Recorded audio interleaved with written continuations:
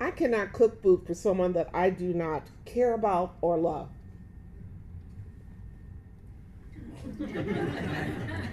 We believe you. Cooking is a spiritual practice for me. It's a process, a practice, and a way to care for and love those in my family and close community. It's about the attention to the selection of ingredients, the preparation, and the presentation. I don't like to just put food on a plate. I want the plate to be inviting, to show that I prepared it for you, that I care, and that you are loved. It is in the steps I take. I love to prep, dice, chop, shred. I have a food processor, but it's not often used. Why should it have all the fun? I find joy in knowing that I did the work for those I feed. The kitchen is my favorite room in the house. I'm always in a good space once I am in the kitchen because it is a place for me to put love into action. I make sure my countertops are sanitized and ready. I take pride in laying out the plan for my dish or the meal that I'm making based on who it's for. I am mindful of allergies and dietary restrictions, and actually look forward to preparing food for those who have dietary restrictions. Using spices, oils, and butter can add or enhance natural flavors and aromas. My goal is to fill the kitchen with wonderful aromas of a dish. There is something about that, the smells that can travel when pots and pans are filled with sizzling, simmering, and sauteing food. Even something as simple as a sandwich. It's not just a sandwich. It must look and taste like it was made with care and love. I must prep my ingredients, carefully trim proteins and veggies, and ensure that the dairy is at the correct temperature. Cut the bread, crust, unless it's a bun. Food is required and essential for us to live. Preparing foods for others should be considered sacred, an act of sharing something that is needed to sustain you, to sustain life. Sure, we live in a time when fortunate individuals like us had many ways to obtain food. DoorDash, Uber Eats, and more. But I ask you, don't you smile and feel your heart warming when someone you know places a home prepared dish out for you to enjoy? As one honored to do so each day for my family, I will speak for those of us hanging back in the kitchen. We feel the love and fill up with wonderful sounds and words and appreciation and conversation that you share while enjoying our efforts. All that food, yeah, oh, this is good. Oh my God, how did she make this? This is wonderful. Yes.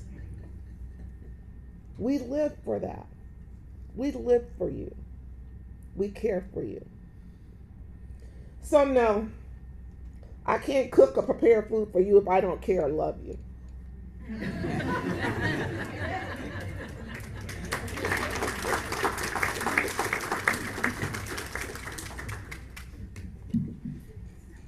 I don't know how to follow that.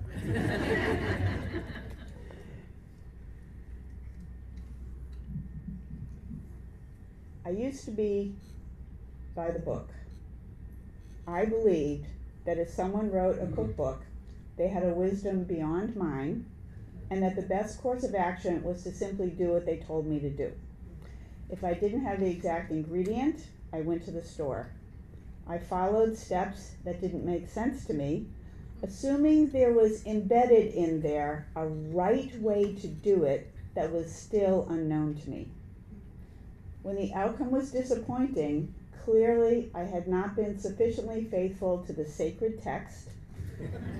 It was my failure. I was so by the book. One of my favorite cookbook authors is Molly Stevens, author of All About Grazing. Not only is Molly a fabulous chef, she is, above all, a teacher. Every step of every recipe is interwoven with an explanation of its rationale and the impact your actions will have on the food you're working with. So you can imagine my excitement when I learned that Molly was to be the guest chef at Cotton Restaurant in Manchester. I arrived clutching my copy of her cookbook. She made the rounds of the room and eventually arrived at our table. When she reached us, I excitedly, maybe a little bit maniacally, started listing all of the recipes I had made from that book. And Molly seemed delighted until she picked up my book and opened it, and then her face fell. And she looked up at me and she said, "But this book is so clean. There's no writing in it." "Yes," I said proudly, having worked in the library for 6 years. And then she asked, "But how will you know what worked for you and what didn't? What you liked and what you didn't? How you modified it as you went along?" In other words, why was I just following the book, even though it was her book? Why hadn't I found my own path and tapped into my own wisdom about food? Reverend Allison reminds us that Unitarian Universalism tells us that we are all sources of wisdom, that in each of our lives, in each of our experiences here on this planet, we can find a wisdom that is as valid as that found in any sacred text. That conversation with Molly, however brief, reminded me that I have wisdom about food within me, as do we all, whether you know it or not, and I have not cooked the same way since. Now I tweak, I substitute, I change the steps. Sometimes it works out great, sometimes not. But for me, the self-directed search to deepen my understanding of cooking has had a profound effect on how I see food, and how I see the planet, and how I see people's hunger. For me, this sacred understanding would never have happened if I had continued to blindly follow the book. These insights came into even sharper focus during the pandemic, when even a simple trip to the grocery store felt dangerous. I began to shop only once every 6 weeks. A friend of mine was intrigued by this and asked me, "But how do you know what you're going to want to eat that far out?" And in that moment, the earth shifted for me, because I realized that was a question of profound privilege. Most of us here do get to ask, "What do I want to eat today?" But throughout the world, most people can only ask, "What is there to eat today?" And for many, the answer is nothing. Even in Nashua, the answer can be nothing. The U.S. Department of Agriculture estimates that we waste 30 to 40% of the food raised in this country. I am far from perfect in this regard, believe me. But I think one of the best ways to reduce this waste is by developing a wisdom within you about food and what to do with it, which means using recipes as a guide and not as sacred text, substituting freely with the food you already have. Learning about food, experimenting with food, even making mistakes with food, will ultimately allow you to be a better steward of the food we've grown on this earth. My exploration of cooking has clear parallels with my exploration of the spiritual through a Unitarian Universalist perspective, and I don't think I could have managed to free up my capacity to trust myself with my cooking if I hadn't embarked upon the spiritual journey I have taken here. And for that, I'm eternally grateful to this church and for all of you. So thank you.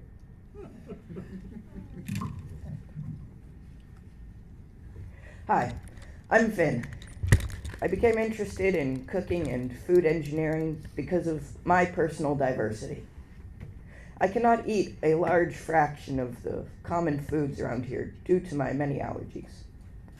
I like cooking because I want to explore the possibilities of the culinary arts and food engineering.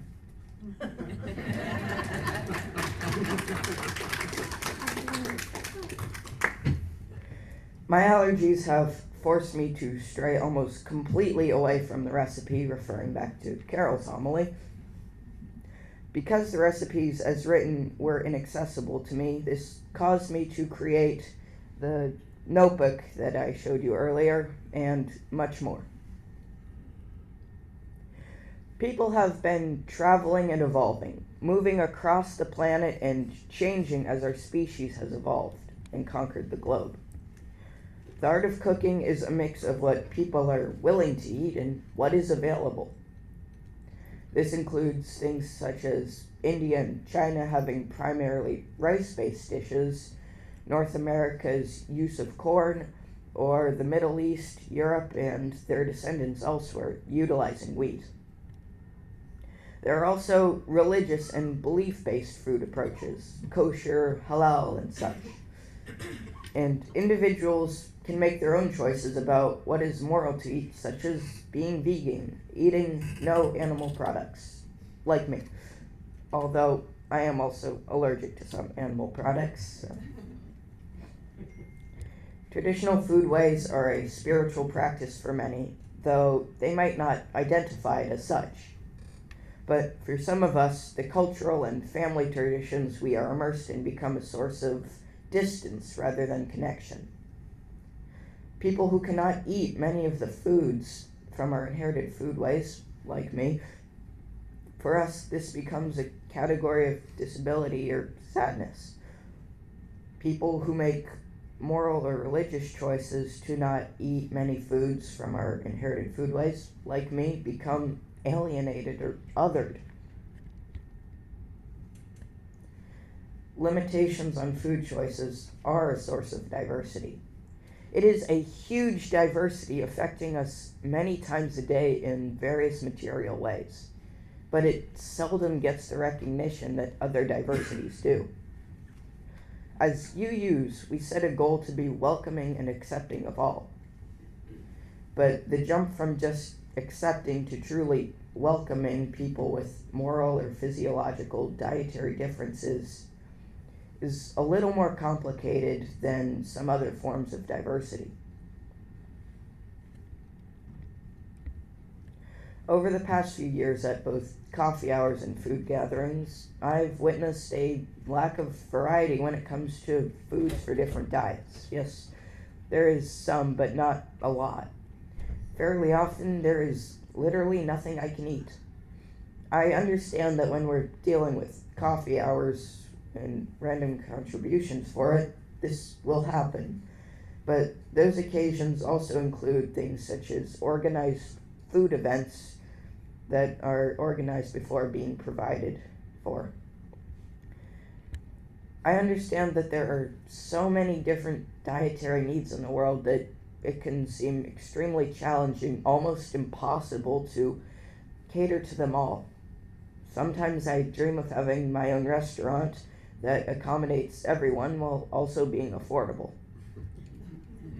The first part of that is too much to hope for, but I know, but it is a target. The second part is not as hopeless as you might think. We don't need, and I don't particularly want, those stupidly expensive, sometimes annoying, allergy-safe, closest possible analogs to the exact same foods that they're eating. Now, don't get me wrong, I'm grateful that people have produced those, but there are other things that work better and I feel less guilty about people spending so much money on. A common approach to trying to be welcome is by relating to people who are part of a minority by acting like they are just part of the majority in group. It's not great. I mean, it's better than a lot of alternatives, but still.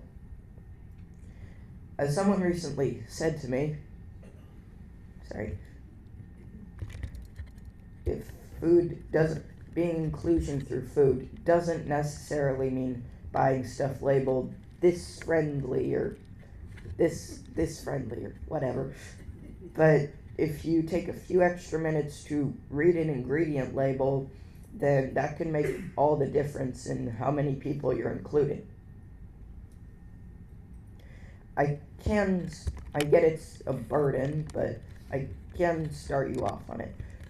Please always provide a complete ingredient list, or me and a lot of others cannot risk eating the food, even if it really is allergy friendly, or as people in my house call it, Phinn friendly. As we call it in my family. I already said that though. But please don't feel obligated to spend all of that extra money on expensive allergy-safe foods when there are cheaper alternatives that are just as good and are less expensive. Eating a giant hole in your wallet. We sometimes, though not always, have a separate table or area for people with food restrictions. We cannot imagine having a separate space for those who say are so opposed to racism that they will not tolerate it, with a main table shared by many that allow for open expressions of racism without challenging them. That would be similar to my life in the Bedford school system, not a UU church. This is obviously a poor analogy for food diversity. I can't eat gluten, but I would never suggest that somebody should avoid it because of that. But just because it isn't similar does not mean that there is nothing to be learned from the comparison.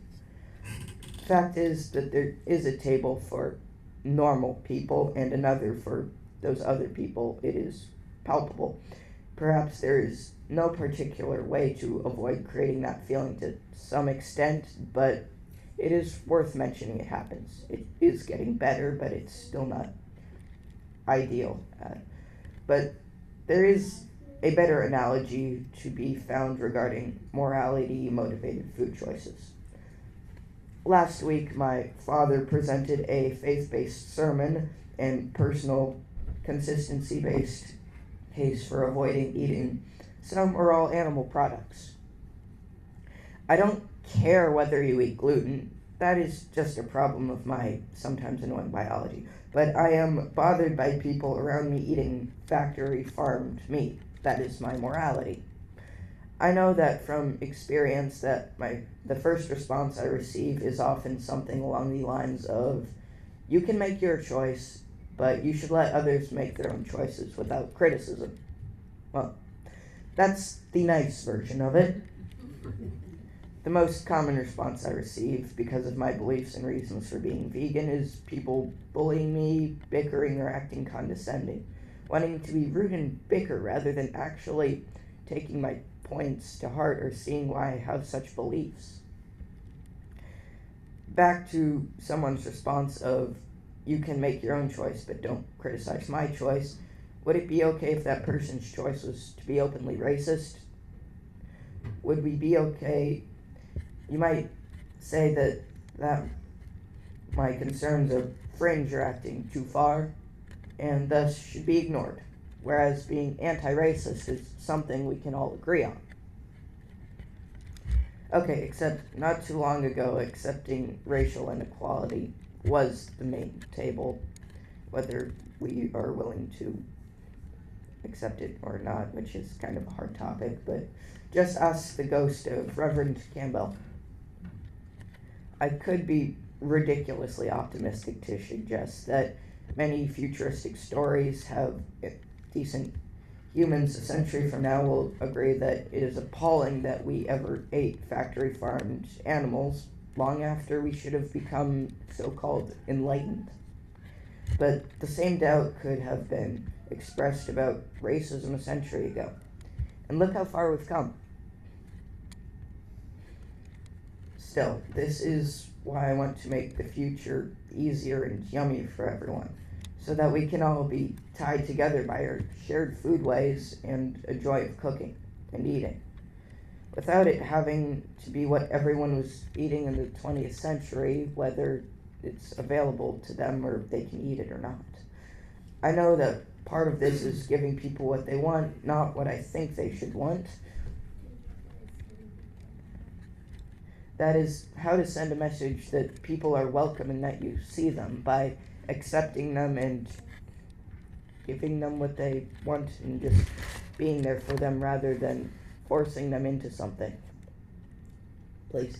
Thank you. And please rise in body or spirit for our closing hymn of number 163, For the Earth Forever Turning. Thank you.